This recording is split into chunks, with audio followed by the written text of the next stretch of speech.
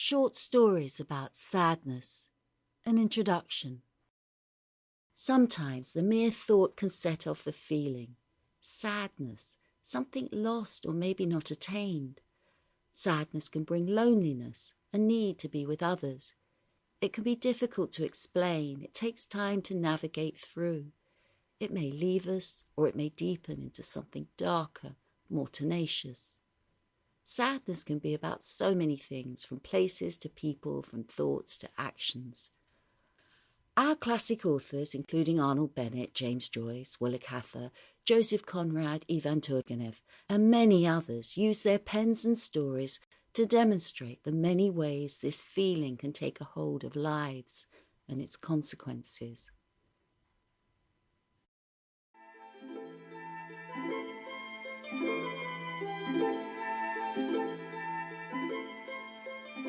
The Dead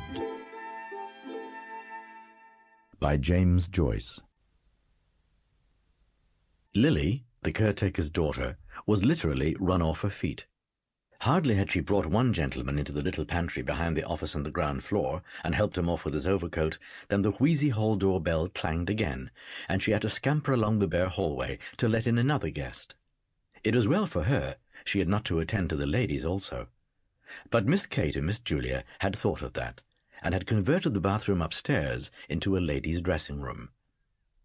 Miss Kate and Miss Julia were there, gossiping and laughing and fussing, walking after each other to the head of the stairs, peering down over the banisters and calling down to Lily to ask her who had come. It was always a great affair, the Mrs. Morkan's annual dance. Everybody who knew them came to it. Members of the family, old friends of the family, the members of Julia's choir, any of Kate's pupils that were grown up enough, and even some of Mary Jane's pupils too. Never once had it fallen flat.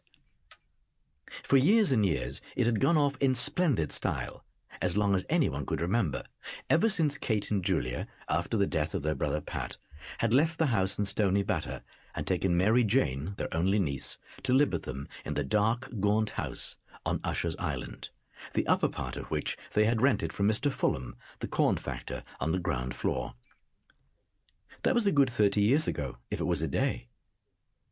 Mary Jane, who was then a little girl in short clothes, was now the main prop of the household, for she had the organ in Haddington Road.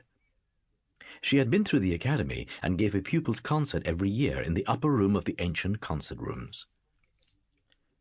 Many of her pupils belonged to the better class families on the Kingstown and Dorking line.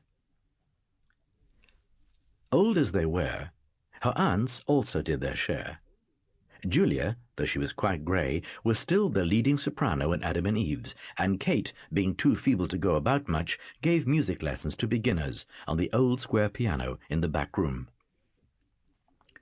Lily, the caretaker's daughter, did housemaid's work for them. Though their life was modest, they believe in eating well, the best of everything, diamond-bone sirloins, 3-shilling tea, and the best bottled stout. But Lily seldom made a mistake in the orders, so that she got on well with her 3 mistresses. They were fussy, that was all, but the only thing they would not stand was back answers. Of course, they had good reason to be fussy on such a night. And then it was long after 10 o'clock, and yet there was no sign of Gabriel and his wife. Besides, they were dreadfully afraid that Freddie Malins might turn up screwed. They would not wish for worlds that any of Mary Jane's pupils should see him under the influence, and when he was like that, it was sometimes very hard to manage him.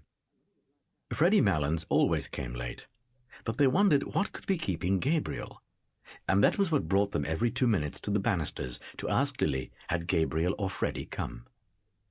"Oh, Mr. Conroy," said Lily to Gabriel when she opened the door for him. "Miss Kate and Miss Julia thought you were never coming. Oh, good night, Mrs. Conroy."